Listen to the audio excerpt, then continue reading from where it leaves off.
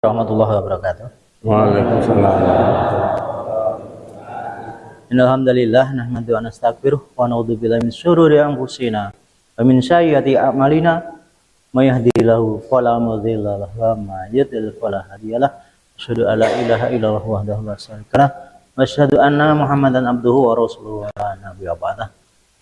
Panjenengan Bapak Ustadz, Bapak Sarwiji Masjid ingkang jatuh kula hormati, Bapak-bapak, Ibu-ibu jamaah pengawasan rutin malam Senin. Alhamdulillah kita ngaturaken puji syukur wonten ngarsanipun banyak Allah Subhanahu wa taala. Dene kesempatan dalem menika kula lan panjenengan tasih pinaringan sempat lan sehat saking ngarsanipun Allah Subhanahu wa taala saged ngrawuhi wontenipun kajian rutin wonten ing Ahad malam Senin rutin wonten ing masjid kita, Masjid Nur Rahim Nambahan mriki. Ing pramila ngendhan wekdal sampun lengkap, monggo pengaosan dalem menika kita bikak sesarengan kanthi waosan basmalah kula dherekaken. Bismillahirrahmanirrahim. Kanthi nyebut asma dalem Allah Subhanahu wa taala ingkang Maha Mirah Masih. Mugi-mugi kajian kita malam Senin wekdal samenika para mati wasana pinaringan kawilujengan sedanipun sehingga mangke kita saged mendhet ilmu ingkang kaparingaken saking mangkipun paparaken panjenengan Ustaz Bapak Sarwiji Masjid ing pramila monggo kita sareng-sareng kita simak, kita midhangetaken, kita ikuti utawi kita sareng-sareng atas suwi mangke ingin kita sami midhangetaken kajian dalem menika. Saking kula cekap akhir kalam, assalamualaikum warahmatullahi wabarakatuh. Waalaikumsalam.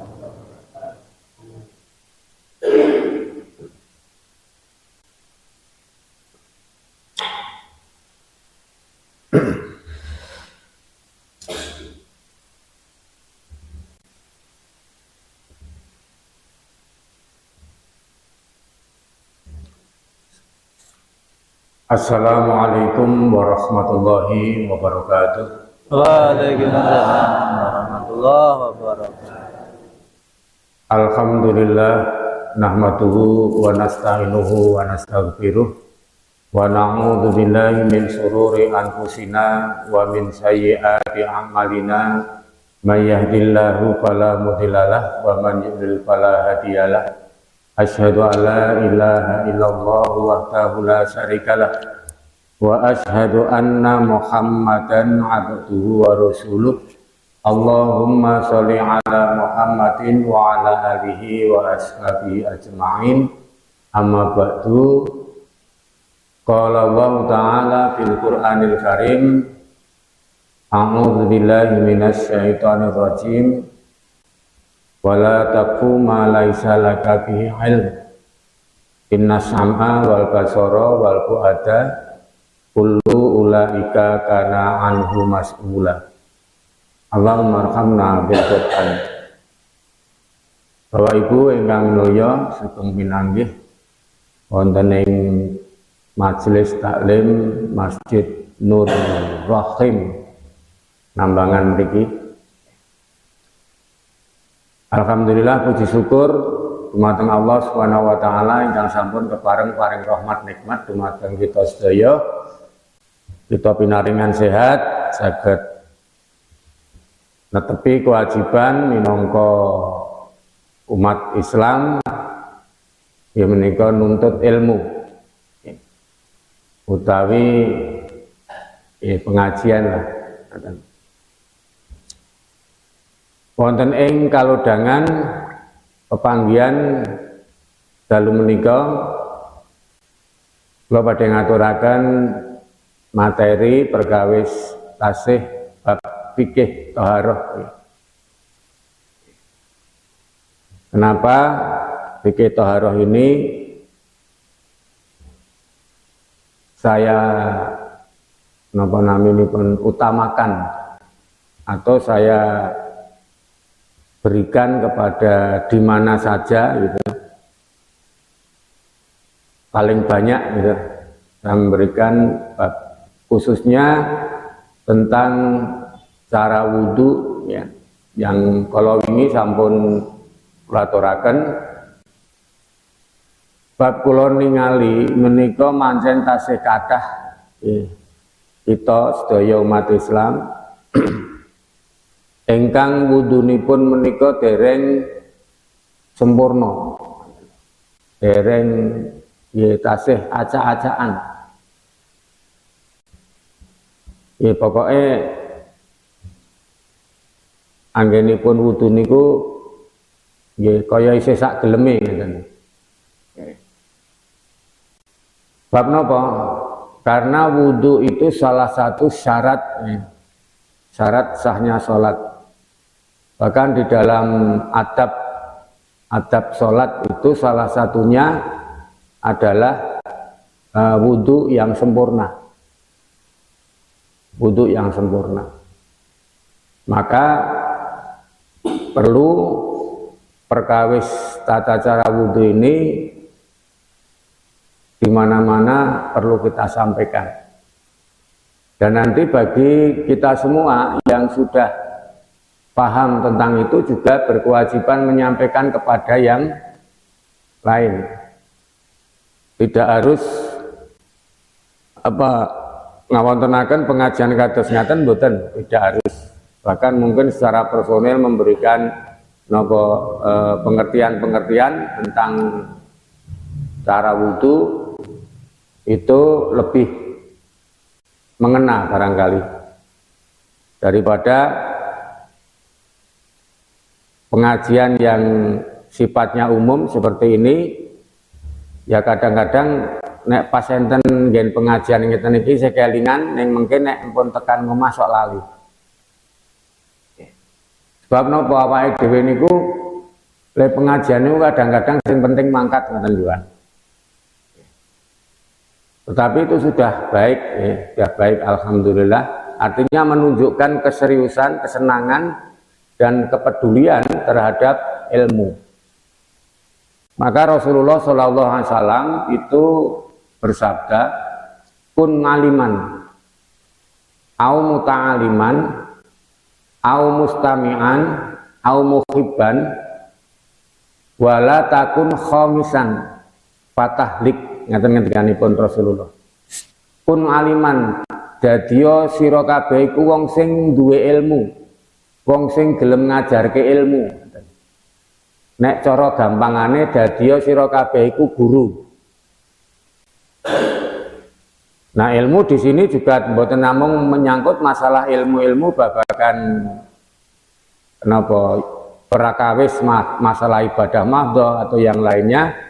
Tetapi juga ilmu-ilmu yang lain juga. Menawi mboten saged dados guru utawi napa nggih penyampai ngaten. Au muta'aliman, dadi wong sing gelem golek ngilmu, sing gelem teka ning pengajian. Nek ana pengajian rawuh. Ngaten mawon. Sing penting rawuh mawon nggih, Bu. Nggih. Rawuh niku pun entuk ganjaran, Pun. Sapa wong sing mangkat neng pengajian golek ngilmu, tujuane golek ngilmu nggih. Nah, monggo Allah bakal gampangke dalane menang swarga. Ra ngoten to nggih, hadise ngoten niku to. Nggih. Man salaka tariqan yaltamisu fihi sahalallahu tariqan ilal jannah. Lajeng nek kira-kira ora iso rawuh merga wonten udzur menapa nggih, itu mustami'an, jadilah orang yang seneng ngrungokke.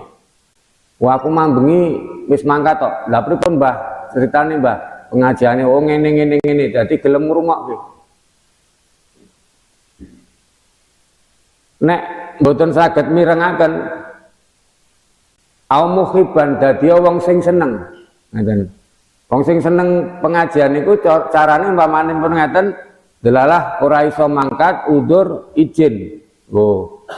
Itu sudah menunjukkan kesenangan terhadap majelis taklim atau pengajian itu sendiri atau terhadap ilmu niku itu sendiri. Nah, Wala takun, dan janganlah jadi, ojo sira dadi khamisan wong sing kelima.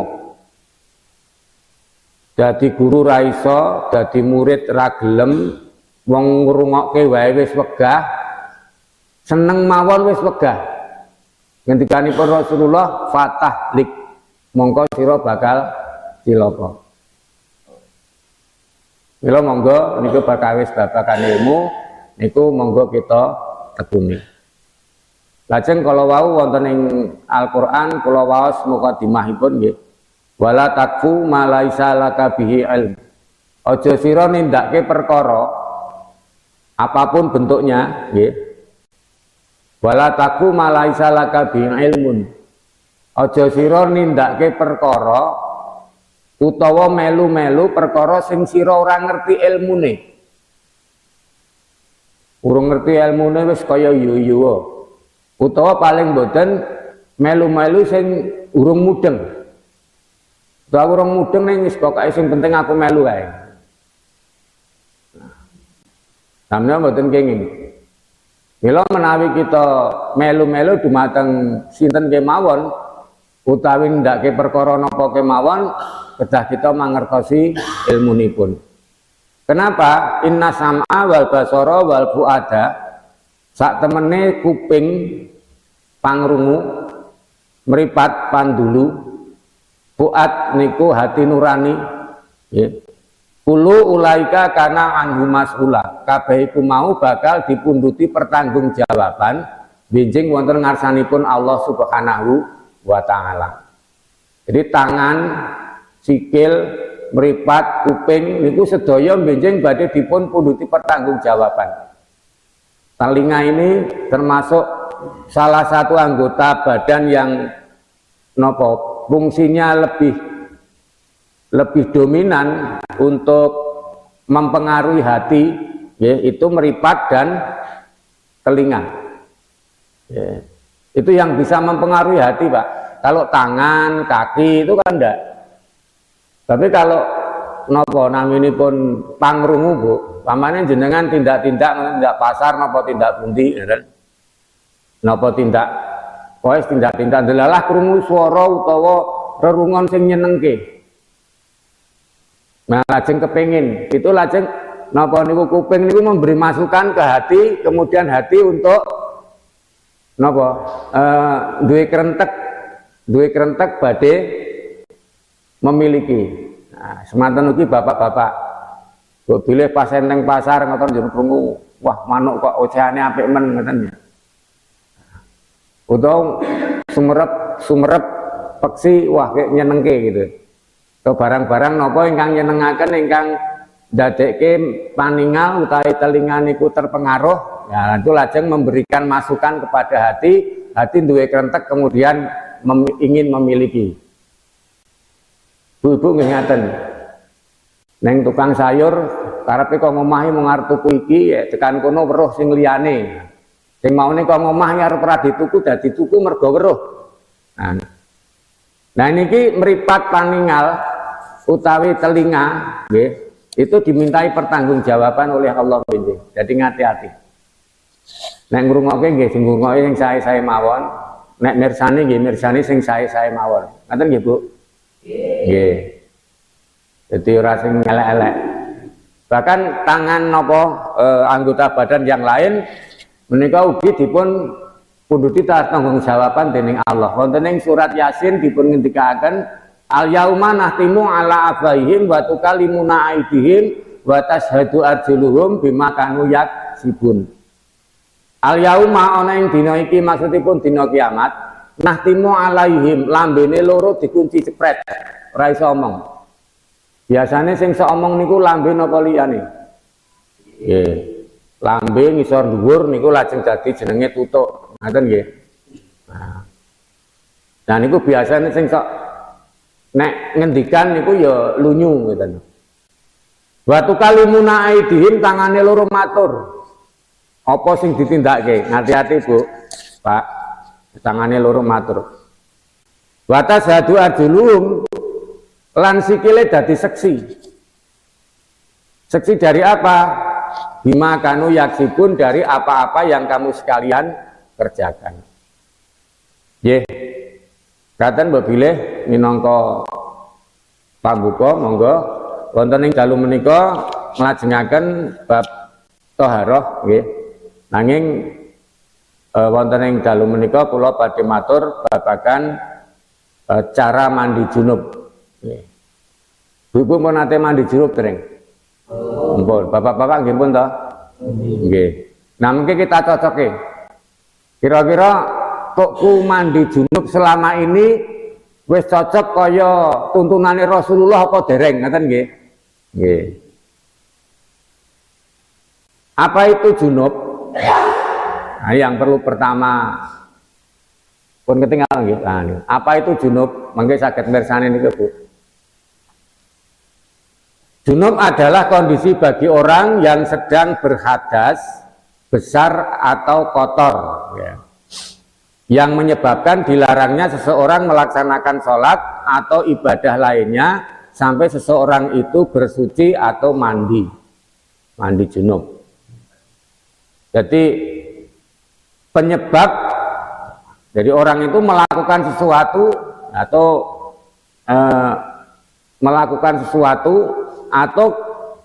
napa niku menerima kejadian sesuatu yang menyebabkan dia tidak boleh melaksanakan ibadah mliginipun salat menawi dereng suci utawi mandi junub. Nah, lajeng dasaripun wonten ing surat Al-Maidah ayat 6. Dasar wudu di surat Al-Maidah ayat 6. Wa in kuntum junuban fattahharu. Dan jika kamu junub maka mandilah. Wonten ing mriku fattahharu dipun terjemahkan mandilah. Maksudnya bersucilah niku mandi. Mandi junub. Kemudian wonten ing hadisipun Rasulullah sallallahu alaihi wasallam ingkang ngartosipun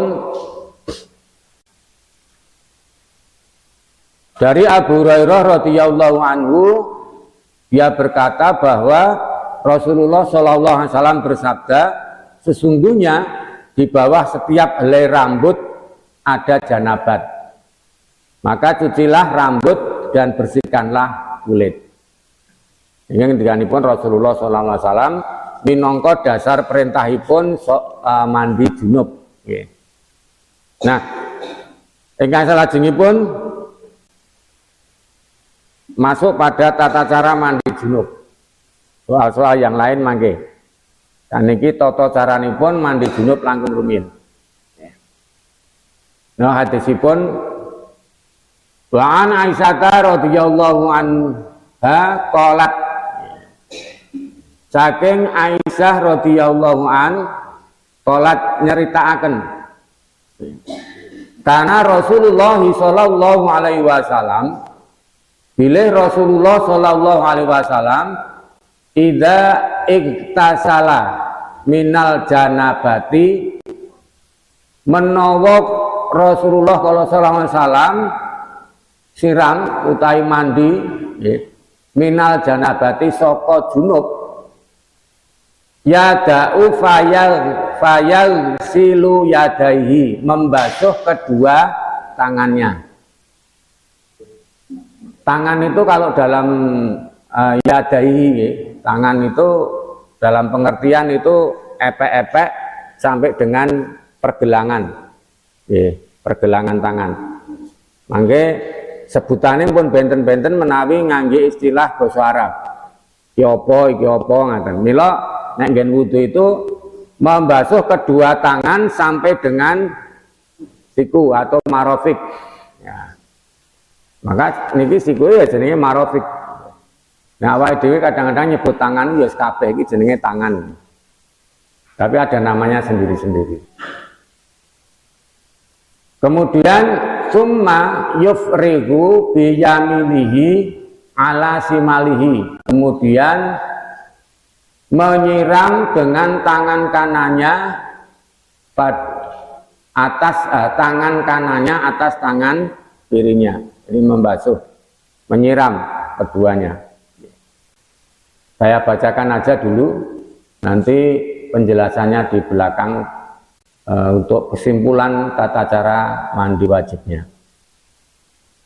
Faya kesilu farj, kemudian membersihkan kemaluan. Summa yatawadok, kemudian berwudu seperti wudunya mau sholat. Summa ya'khuduhul ma'a, kemudian Nabi mengambil air. Fayudkhilul asabi'ahu fi uslulihi fi usulis syari. Kemudian Nabi menyiramkan, mengambil air, kemudian napa naminipun menyela-nyelai jari. Jadi niki astane mendetoyo, kemudian napa jari-jari itu di ngeten nggih nggen rambut sampai terasa napa meresap ngeten lho Pak, sampai terasa anyep neng nggon pori-pori ngeten. Nah, nanti hikmahnya ada banyak. Sofa kafana ala roksihi salasan kafanat. Kemudian menyiram pada kepalanya 3 kali. Keramas 3 kali. Mau pakai sampo boleh, tidak nggak apa-apa. Suma afadho ala sairi jasadi, kemudian mengalirkan atau menyiram ke seluruh tubuhnya. Suma ghasala rijlaihi, dan yang terakhir itu menyiram kaki. Kemudian dalam hadis yang kedua, kalau ini dari Aisyah, kemudian ada hadis dari Maimunah. Pada intinya sama, hanya bedanya di sini. Ani bani Abbasin kola soko Ibnu Abbas nyeritakan kolat Maimunah, bilih Maimunah ngendika wada'tu li Rasulillahi sallallahu alaihi wasallam ma'an yagtasilu bih. Maimunah nyariosaken bilih panjenenganipun nyepakke, mendhetke banyu, nyepakke toya kanggo Rasulullah sallallahu alaihi wasallam ma'an banyu yagtasilu bih, untuk napa mandi. Jadi yaktasilu kagem siram bihi Rasulullah sallallahu alaihi wasallam. Fa'afragha ala yadayhi, membasuh, yang dilakukan oleh Nabi itu membasuh kedua tangannya. Faghasalahuma marotaini au salasan. Lalu beliau menuangkan air kepada tangannya. Pada tangannya itu mencuci keduanya, kedua tangannya itu 2 kali atau 3 kali. Jadi marotaini au salasan atau 3 kali. Summa matmado was tansyaqo, sak banjure Kanjeng Nabi kemu, berkumur. Matmado niku berulang-ulang matmado.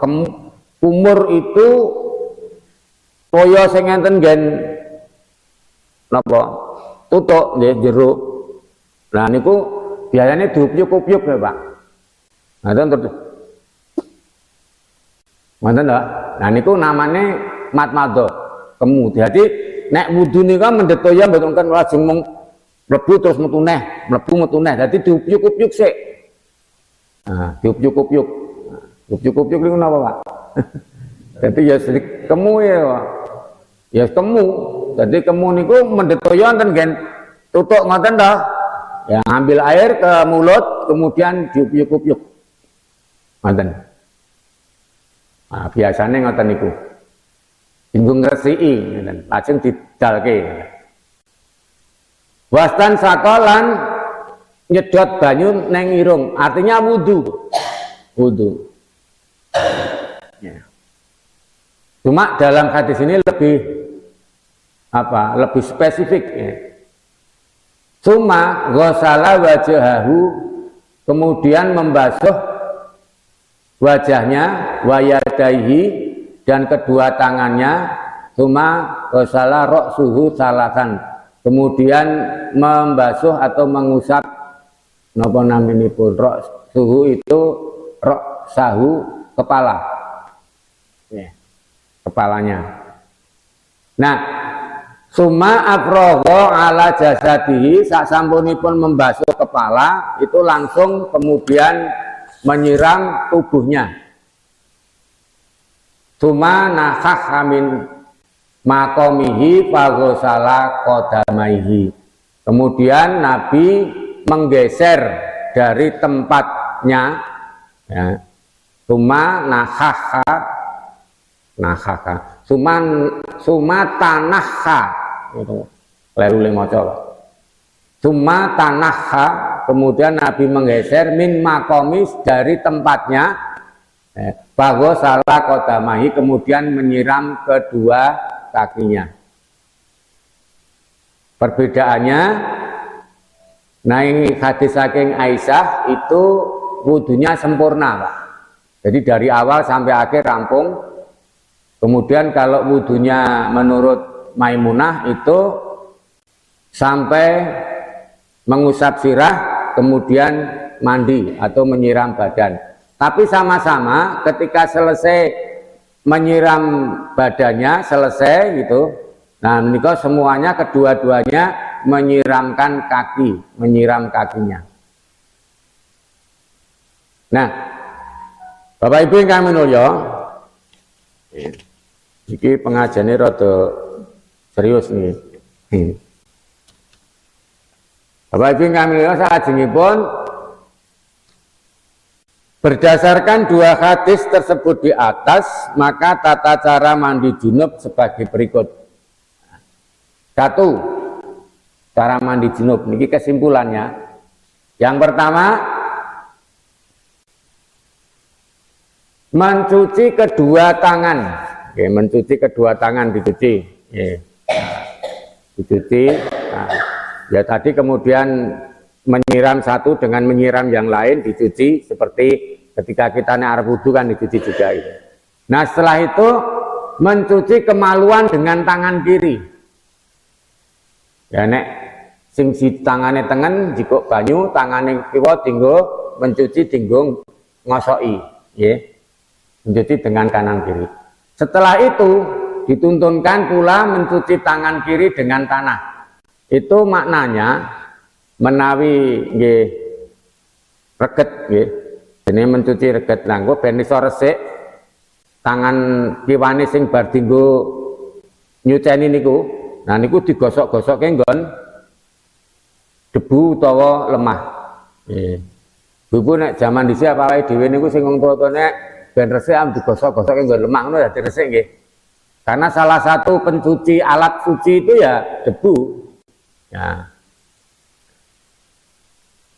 Tapi ini boleh diganti dengan sabun, ya. Atau cukup diganti dengan sabun mandi, boleh.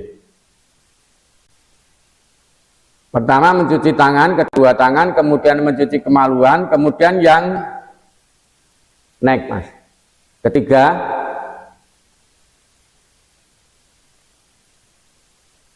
berwudu seperti wudu untuk sholat, sama, persis. Jadi tata carane wudu ya kayak wudu ini mengarep sholat, yang membasuh kedua tangan, kemudian berkumur, istinsak, kemudian intisar, ya.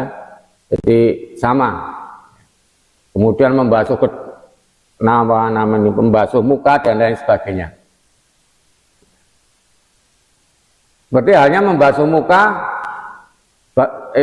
kados ingkang sampun aturaken, wajah itu batasnya atas tumbuh rambut, nggih, ngisor janggut, kiwa tengen kuping. Niki muka. Nah, dan membasuhnya di atas. Jadi pikiran pamen mendotoyo ngaten basuhnya di atas diusap. Nah, ngaten. Jadi jenengan sing basuh rai nek wudu mboten gen mriki. Wonten lho sing ngeten iki dadi bathuke ra teles. Jadi justru yang disiramkan itu yang di atas, bathuknya ngeten terus ngeten. Nggih. Jadi napa itulah tata caranya ketika kita membasuh. Kemudian yang nusewu paningale diusap-usap ben teles. Terus. Itu pokoknya intinya wudhu sebagaimana wudhunya mau sholat, sama persis. Nah ini keterangan 1-2 sudah saya sampaikan tadi. Perbedaan antara hadis satu yang lain hanya bedanya dari Aisyah langsung wudhu dengan sempurna, tapi kalau yang dari Maimunah itu sampai ke kepala, kemudian badan, kemudian baru nyiram kaki. Tapi juga dari Aisyah juga iya, setelah wudhu sempurna nyiram kaki, juga setelah badan kemudian juga menyiram kaki, juga sama. Lanjut Mas. Yang keempat, menyela-nyelai rambut dengan jari-jarinya, kemudian menyiram air ke kepala secara merata atau keramas sambil mengucek.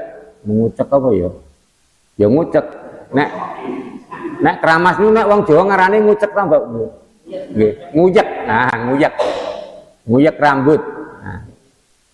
Sampai ke dasar kulit. Ya, jadi sampai terasa sekali itu. Makanya penjenengan mau pakai sampo boleh, nggak pakai boleh. Tapi kalau dalam HPT Himpunan Putusan Tarjih itu dijelaskan ketika menyiram rambut itu pakai wangi-wangian. Pakai wangi-wangian, embuh pendel apa-apa, atau mungkin sampo itu sendiri juga sudah wangi kan. Ono sing sampo ambune wangi banget niku enten. Bagi wanita yang berambut panjang bisa bila merasa kerepotan maka bisa menggelung rambutnya kemudian menyiramnya dengan air. Jadi nek ibu-ibu sing rambutnya dawa nggih, dawa tekan ngisor ngoten, terus kagungan rambut dawa tekan bokong ngoten, Bu. Saiki do dipotongi kok. Nah, niku nek kerepotan saged dipun gelung, lajeng dipun siram mawon mboten sah di napa? Ora diudari. Nanging menawi sisan kanggo keramas ben wong wis pirang-pirang dina rada gembel ya. Niku saged mawon monggo. Tapi intinya ini tidak merepotkan nggih. Tidak merepotkan anggenipun napa nyiram rambut ora kudu diudari nanging saged dipun gelung. Kados nalikanipun tata cara wudu ngusap sirah. Nggih, itu boleh. Ya, ketika Nabi pakai sorban yang tertata niku.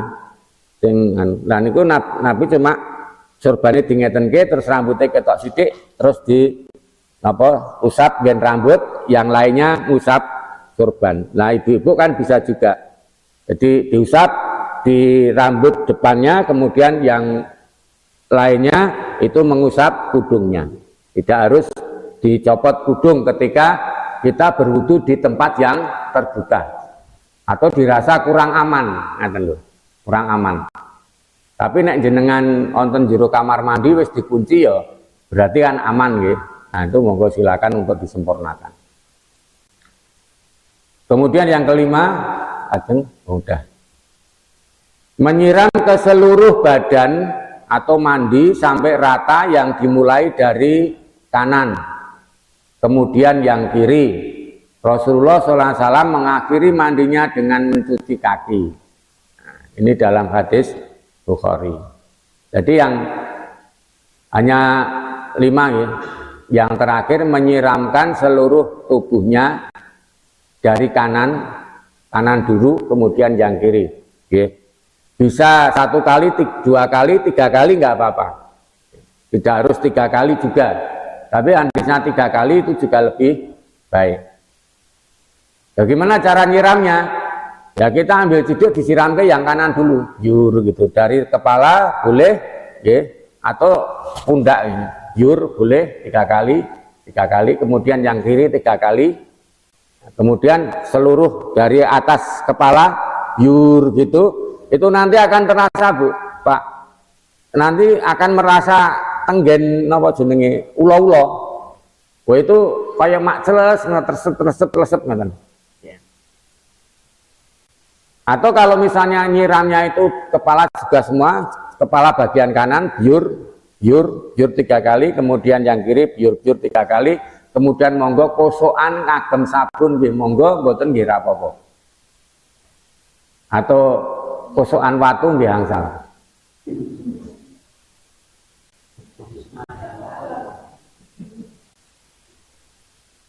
Kosokan watu nyemplung nang kedung. Nah, itu setelah niku selesai bar kosokan rampung toh Bu, Pak. Lah niku baru menyiram kaki. Kaki yang kanan kemudian yang kiri. Dan segala sesuatunya kalau itu ada 2, yang kanan kiri, maka yang didahulukan yang kanan.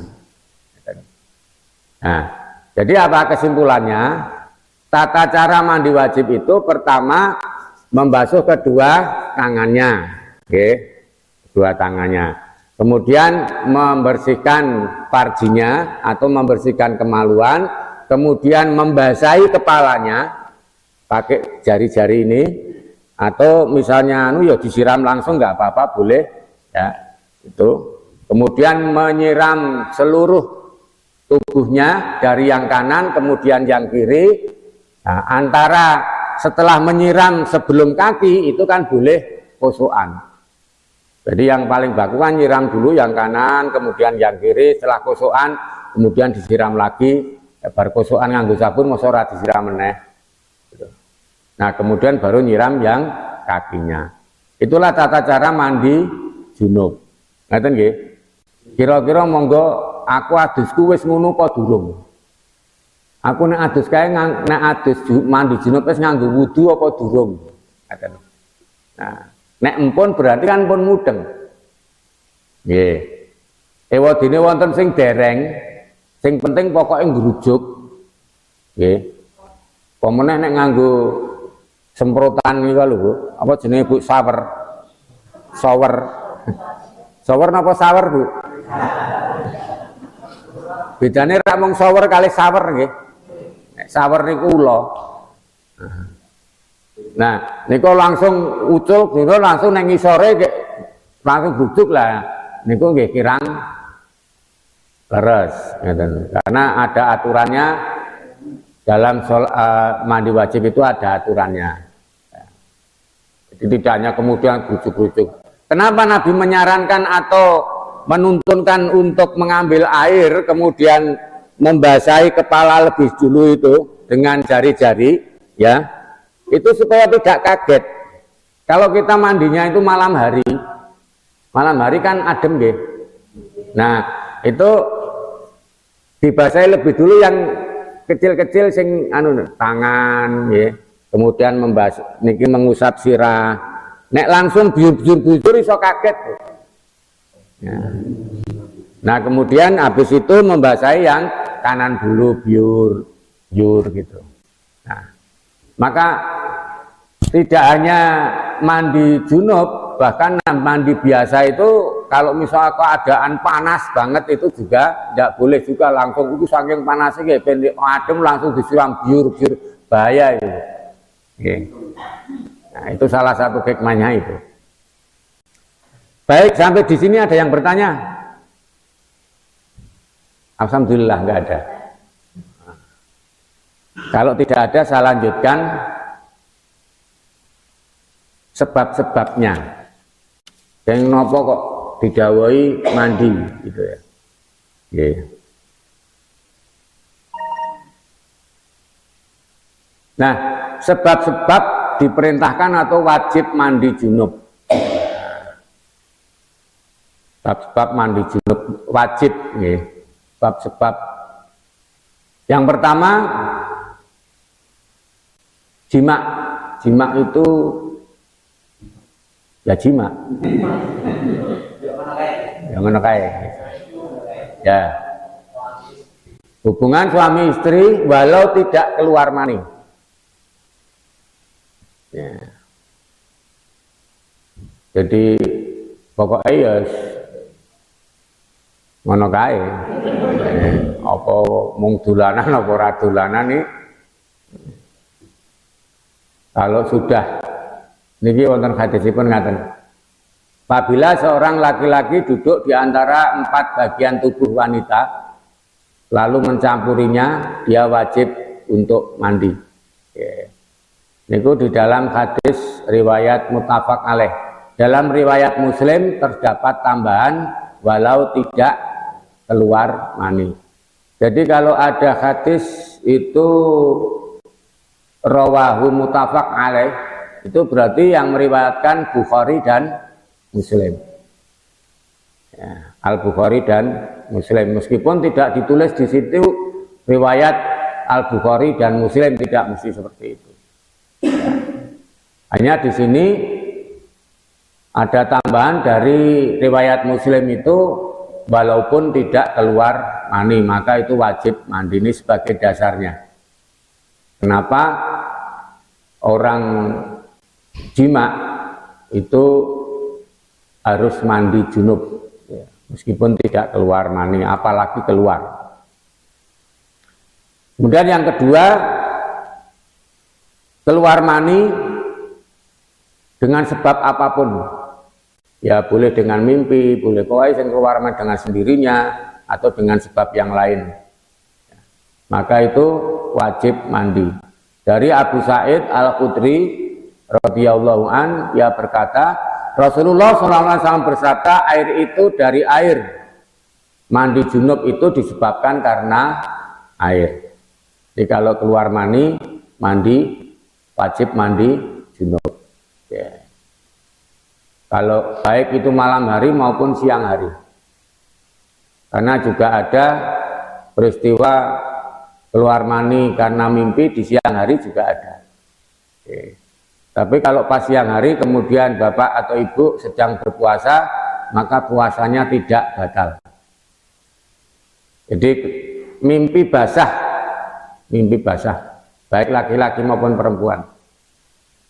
Mimpi basah itu siang hari misalnya, sare siang, kemudian mimpi basah, maka pas delalah ngepasi poso, baik poso Ramadan atau poso sunnah, maka puasanya tidak batal, hanya dia wajib mandi ketika mau sholat. Baik, lanjut. Kemudian yang ketiga, ini baru hadis pertama, sekarang hadis kedua. Dari Ummu Salamah bahwasanya Ummu Sulaim, ia adalah istrinya Abu Thalhah, itu bertanya kepada Nabi, wahai Rasulullah, sesungguhnya Allah tidaklah malu menyebutkan kebenaran. Apakah wanita tetap mandi junub jika mimpi basah? Nabi SAW menjawab, iya, tetap mandi junub jika ia melihat air. Apakah wanita bisa mimpi basah atau tidak? Tanya kepada ibu-ibu. Tapi kalau Nabi ngendika ngaten berarti ada. Karena juga masalah keluar mani itu ternyata perempuan itu juga sama dengan laki-laki. Kata Nabi, apa wanita juga keluar mani kan? Bagaimana mungkin bisa bersamaan gitu loh, istilahnya Nabi. Bagaimana mungkin bisa bersamaan kalau tidak keluar maninya? Baik, kemudian yang ketiga itu haid dan nifas. Di dalam surat Al-Baqarah ayat 222. Mereka bertanya kepadamu tentang haid, katakanlah haid itu adalah suatu kotoran. Oleh sebab itu, hendaklah kamu menjauhi diri dari wanita di waktu haid, dan janganlah kamu mendekati mereka sebelum mereka suci. Berarti nek rong suci, aja nyoba-nyoba. Apabila mereka telah suci, maka campurilah mereka itu di tempat yang telah diperintahkan Allah kepadamu. Sesungguhnya Allah menyukai orang-orang yang bertobat dan menyukai orang-orang yang mensucikan diri. Jadi larangan itu menunjukkan wajibnya mandi junub bagi wanita yang haid, ya, atau nifas.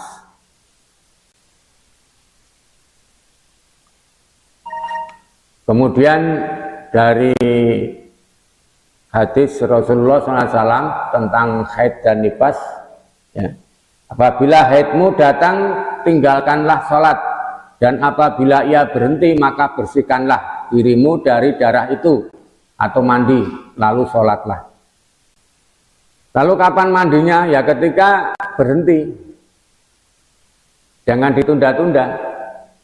Karena apa? Kalau itu sudah berhenti, maka kewajiban sholat itu sudah wajib harus dilakukan.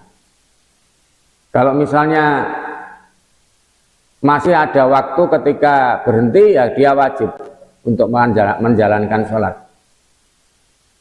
Pamannya berhentinya jam 4 sore, berarti pas waktu asar itu dia berhenti. Karena masih ada waktu asar, maka dia punya kewajiban untuk melaksanakan waktu asar. Pamannya rampungnya bar maghrib, ya bar maghrib itu harus mandi. Pada kapan dia berhenti itu harus mandi, Bu. Nanti karena apa? Karena dia sudah punya kewajiban untuk melaksanakan sholat isya. Udah mau jam 5 sore adus saja, adus meneh.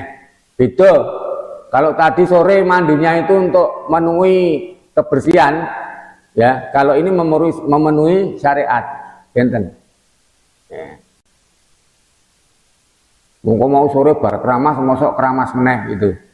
Ya mau karena tadi keramase niku sore ini keramase mergo reget, nggih. Nah niki keramase mergo junub, yaitu karena kewajiban syar'i itu. Maka jangan ditunda, ngeten. Atau malah ngenteni, wah mau saat sesuk wae sisan bar subuh malah rekoso itu. Berarti menanggung 2 sholat yang tidak dilaksanakan.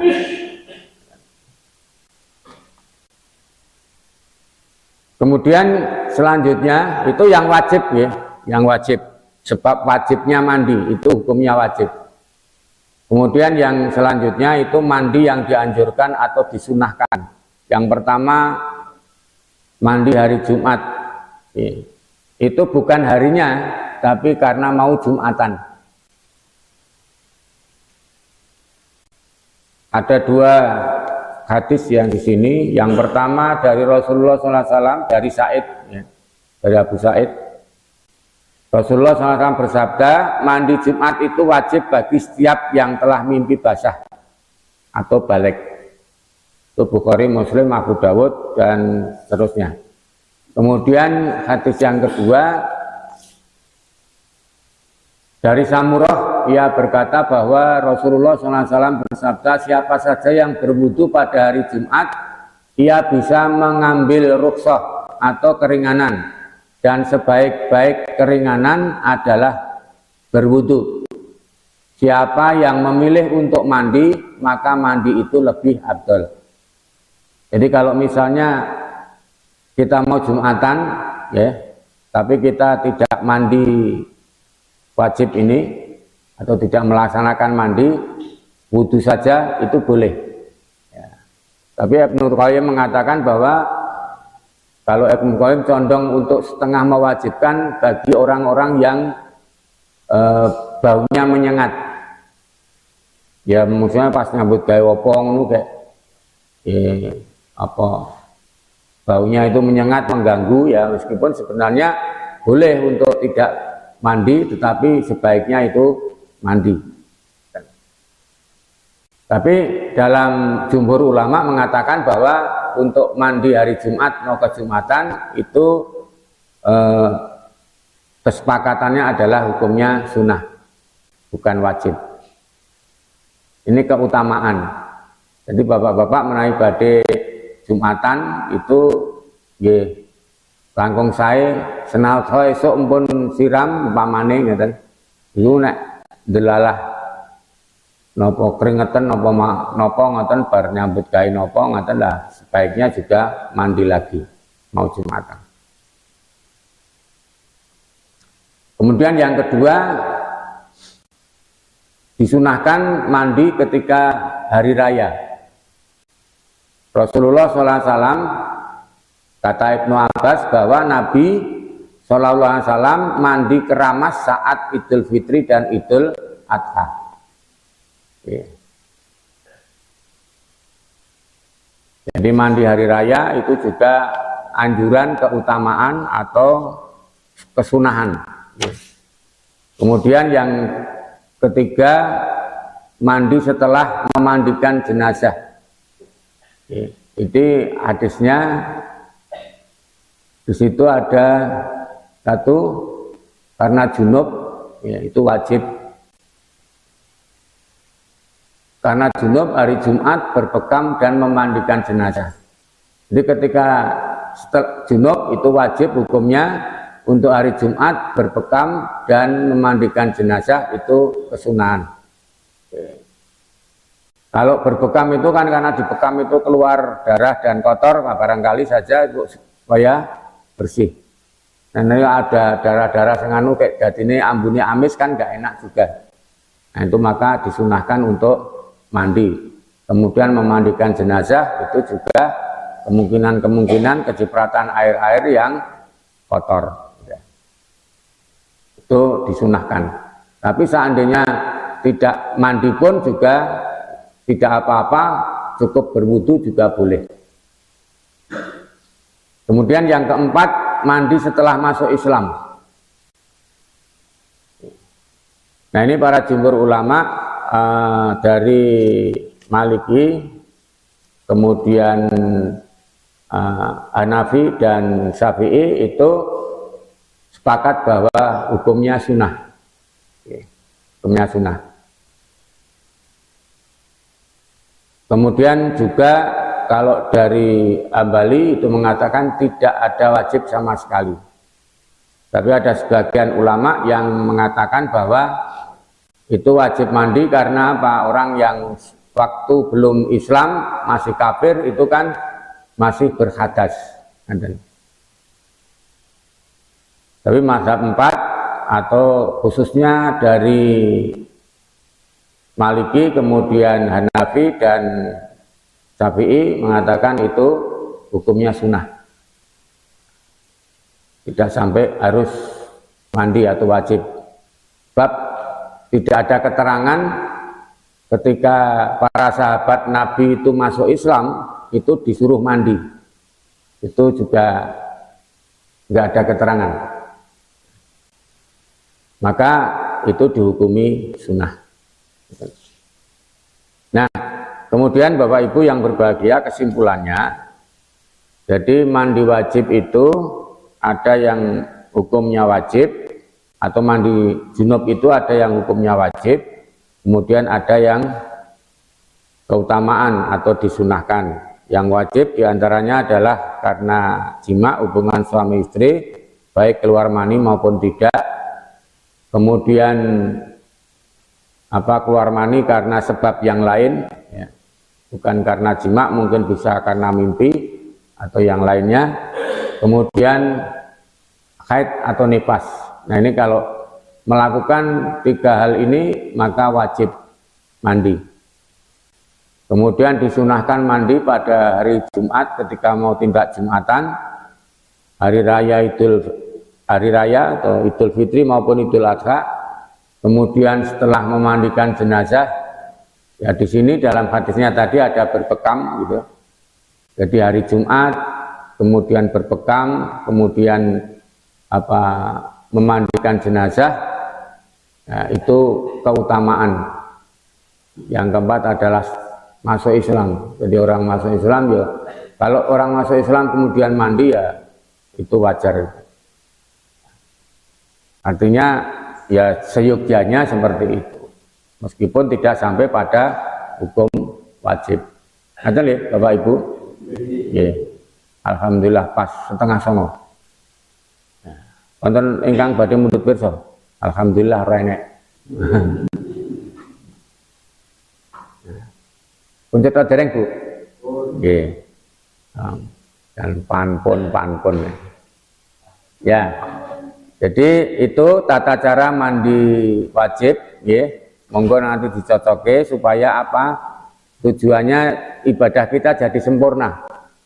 Termasuk juga wudhu kita itu supaya diperbaiki, yang kurang baik supaya ibadah kita jadi sempurna. Ya. Perkawis taharah itu banyak Pak. Ya. Termasuk juga najis itu pembahasannya juga banyak. Termasuk wudhu itu juga pembahasannya ternyata juga banyak itu. Jadi nanti kalau kita bicara seputar yang pembatal wudhu itu ternyata banyak. Kajiannya itu banyak. Jadi yang seperti ini batal ke wudhu apa tidak, yang seperti ini gimana dan seterusnya itu ternyata kajian-kajiannya banyak. Nah, untuk kita ketahui sebenarnya. Yang kadang-kadang itu semua menimbulkan pertanyaan di masyarakat, di umat. Nek ngene iki entuk ora, nek ngene iki entuk ora dan lain sebagainya.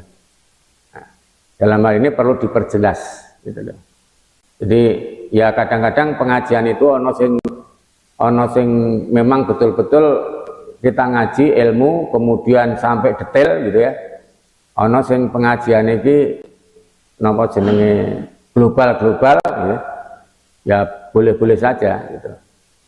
Jadi ada suatu momen di pengajian yang tidak mungkin untuk disampaikan secara detail, tapi ada yang harus didetailkan, itu seperti itu. Mungkin ingatan, dan kalau memang dianggap cukup dan tidak ada pertanyaan ya alhamdulillah. Saking kula bila ada kurangnya itu hadisnya dari saya sendiri dan ada benarnya itu dari Allah Subhanahu wa taala. Nasrun minallah wa fatun qarib wa basyiril mukminin. Wassalamualaikum warahmatullahi wabarakatuh.